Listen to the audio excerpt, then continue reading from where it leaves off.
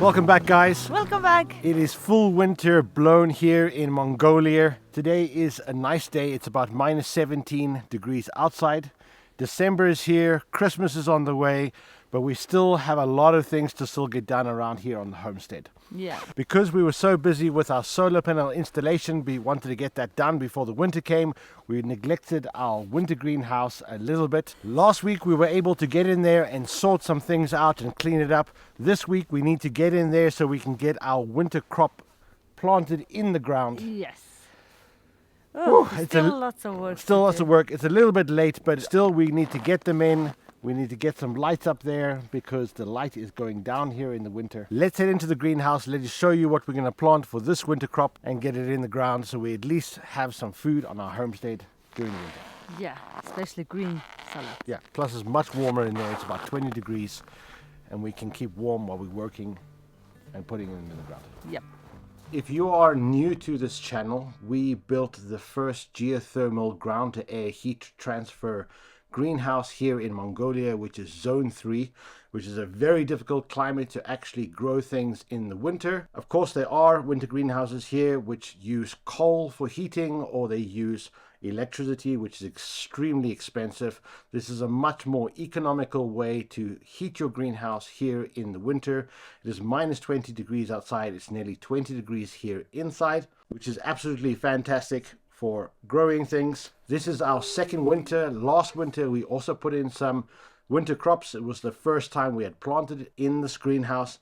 They did very well. We had some extra lights which helped them grow. We're going to have a little bit extra lights this year, and we've noticed that because they're winter hardy, it's no problem growing. They just grow a little bit slower, and these are kind of cut and come again type of vegetables and salads. That is absolutely great, so we can have some fresh salads in the winter before we come out and do our whole new summer crop. We still have quite a lot of tomatoes. We're still debating exactly how we're going to do it because they're still flowering, they're still green, going red.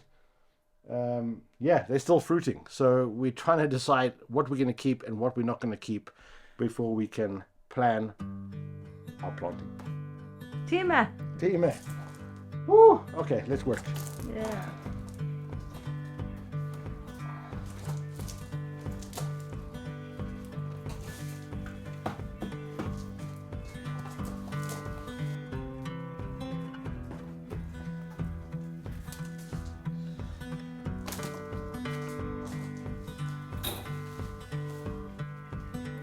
Same as like last year, but just more of it. Yeah. The rocket. At least we have the front bit we can use. Yeah. I think we have finished up with all our cleaning for the year. Yeah. It's looking a lot more tidy. Unfortunately, we decided to take a lot of the tomatoes away. We still have tomatoes on the front side, which are in pots, and we have tomatoes on the back, which are in pots. Yeah. But we have nothing in the beds except for one. We have one tomato in the bed, and it's got 2 green tomatoes on it. We haven't collected the seeds yet for those tomatoes, so we want them to ripen up a little bit, so then we will take that plant out and keep the seeds. But we have the 4 beds. We have the ones in the front. We have everything overwintering. On the back left here of the greenhouse, we have our dill, our rosemary, and our thyme, which is going to keep going all winter long, no problem. On that side, we have some what do we got? We got some sage, some parsley, and no, not thyme. We got sage, parsley, and oregano. Yeah, oregano, yes. We have some rocket, a lemon tree, and chives as asparagus. well, and asparagus and things like that. And passion fruit. And our passion fruit and all our chilies and things, we're going to try to overwinter them, and we have some things at the back that we're going to overwinter as well. We have a lot of things we will show you as we go in. We have 2 different types of rockets. We have some Swiss chard. We have some endive, lots of different salads which are more winter hardy. So all we're going to do for the next 2 days is just crack on, put as much in as we can on the beds today and tomorrow, and then get the lights up, and then we're happy for the winter. Yes. All right, let's crack on. Lots of work to do. Yeah, let me show you what we get. Always there's lots of work. Lots of work to do. On the first bed, what we did have last year, we had half the bed of rocket and half the bed of pak choi. This year we're going to skip the pak choi. We're going to go straight for rocket because we used a lot of it and we love it. This time we actually have different types of rocket. So we're going to fill up this whole bed with rocket, maybe the other one as well, and then move on and put other stuff. We've cleaned out all the bed. We've just kind of just wet it down a little bit. We're not going to do much amendments to it. Of course, we're still going to use the organic sheep's wool fertilizer. We had great success with it last year, especially on the winter time. We are going to add a little bit of calcium a little bit later. We noticed that we needed to amend that in our soil. So we will do that a little bit later as well. We have all the rocket sprouts. We planted more seeds in than we needed. So we're just going to separate them, make the rows, and move on. Yeah. All right. Sounds like a plan. This is a two-person job. No, no. Okay, let's crack on.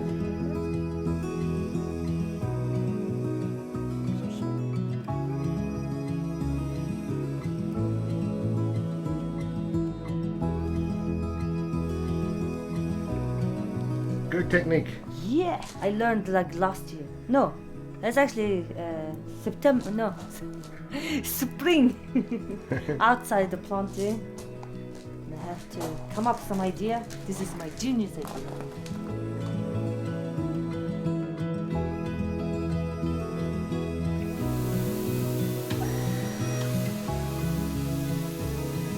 Yeah, all done. All watered in. First bed done. Let's move to the second one. Yeah. Looks cute. Yeah, it's cute. When you really want to water in a bed, you know, you have different settings on here. This is the normal spray. Kind of this is what you would use to do most of your watering. But most of the water will stay on the top. And underneath here, if I move it, it's dry underneath. Yes. So when you're going to do a first water in, you put it onto the strongest jet and see how the water, where'd it go? Just disappeared. So if you really want to get water in your bed, just do that first. And the water gets really in, down, underneath. Then once you've done the deep water, you can change it to the normal setting and do the top. Oh.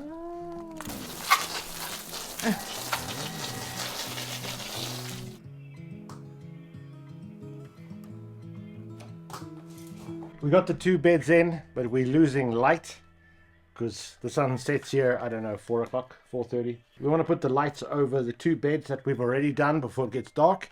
Last year we only had the orange light, so we only had one light per bed. It was okay, it wasn't so sufficient. This year we actually got two lights, so we have one red light, one white light. That's all we have. We can't afford to buy any more lights, so we just have to do with what we have. So we want to get these two lights. Fortunately, we left all the cables that we used last year, so everything's installed. All we need to do is just run some string over, hang the lights, connect them, and we can turn them on. We will put the other lights in when we do the rest of the beds tomorrow. I thought you were holding it in, so I just threw it. Serious?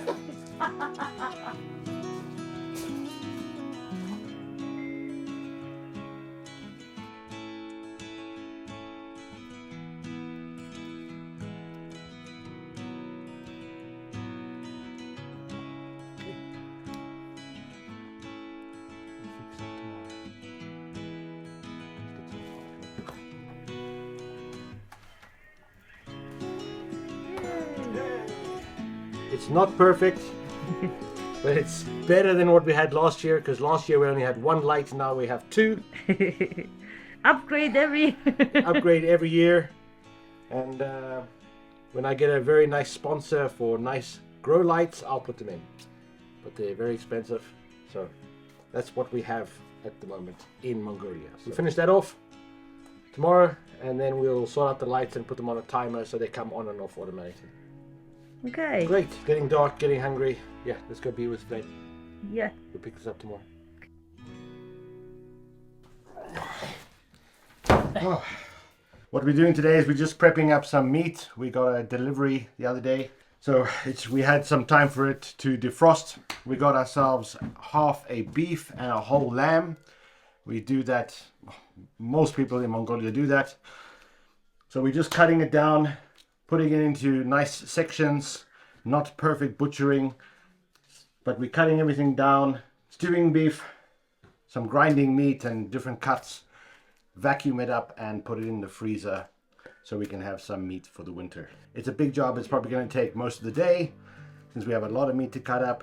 Zuda's dad is here. He's giving me a hand. Zuda is vacuuming everything up and we can actually get some food in our freezer. So, a lot of cutting up. We're going to carry on.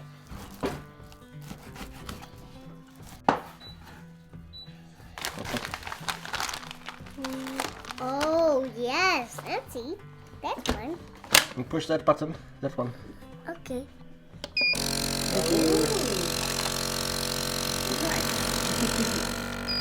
Oh, thank you. Yay! So we got most of it done. The whole lamb is done. The whole half beef is done. Just finishing off vacuuming the last of it. Zuda's dad has also taken some of it since we split it up. We just need to find space in our freezer. We have a lot of stock bones and things like that. But since it is frozen outside permanently now, we can find a place in our container to store it. So at least we have food now Yay! for the winter. Yeah. They're making my new car house. Or toilet. Is your toilet? No, Show mommy. this, and And then flush. Good morning, we're back at it again this morning. Yesterday we were able to get our rocket in and some of the lights. We brought out the rest of all the things we're going to plant. Today we need to get everything in the ground. It's nice and warm outside, which means it's easy to transport everything from the house here. We have some Swiss chard, we have some different types of salads, we have some mustard, endive, cos lettuce, a whole bunch of different things. We're just trying to find out exactly the spacing and where we're going to put it. Then we need to get the lights in and then all of our winter crop is in, which is really, really exciting. So today we're just going to start, crack on, get everything in and have it done. Yes. So I think we're going to start with the Swiss chard and the mustard. We can actually put this in the front bed and see how much space we can get in. We have 2 more beds at the back where we're going to put the lettuce and salads and get the lights in. 2-person job as usual. Yes. And But my hand is busy now. really excited for this. Didn't have Swiss chard last year. Didn't have the mustard seeds. Had a friend living in England and she was so helpful to send us some seeds so we can get them into the garden this winter. The nice thing about all these is most of them are, except for the lettuce, but like the Swiss chard and the mustard and the rocket, are pick and come again, which is nice. So every week we can take a little bit of salad for the week and it can carry on growing and we can harvest the whole winter long without killing the plants. So let's get them in the ground.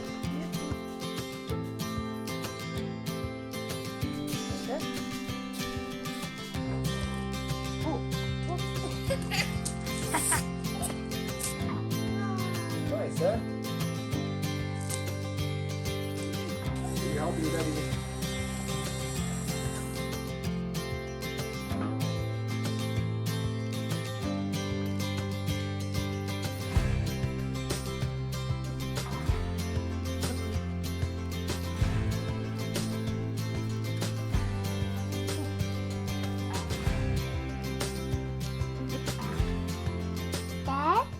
That's big.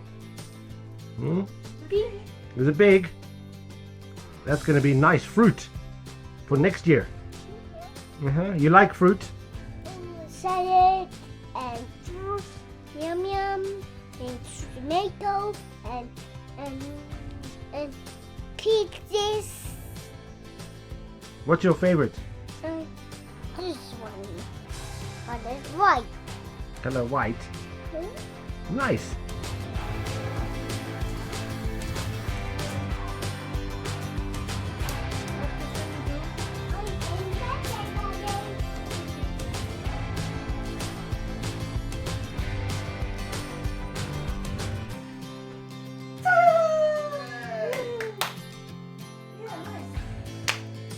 Done. Done. Winter prep is all done. All our salads are in. The lights are on. I need to get some extra cable and some connections, and I will just straighten them all out a bit. But at least they are in. Yes. Now for the next, we noticed it happened last year as well, kind of December and January, we just don't have enough light. Yes. So nothing will grow. It doesn't matter how warm the greenhouse is. If you don't have a little bit of extra light. This helps. Yeah, so this helps a lot.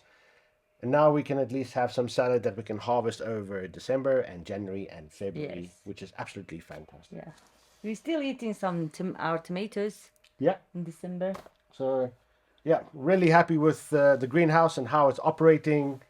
And we will bring you some more information, or we will bring you some more updates on how it grows during this winter compared to last winter. Yeah, exactly. Christmas is coming.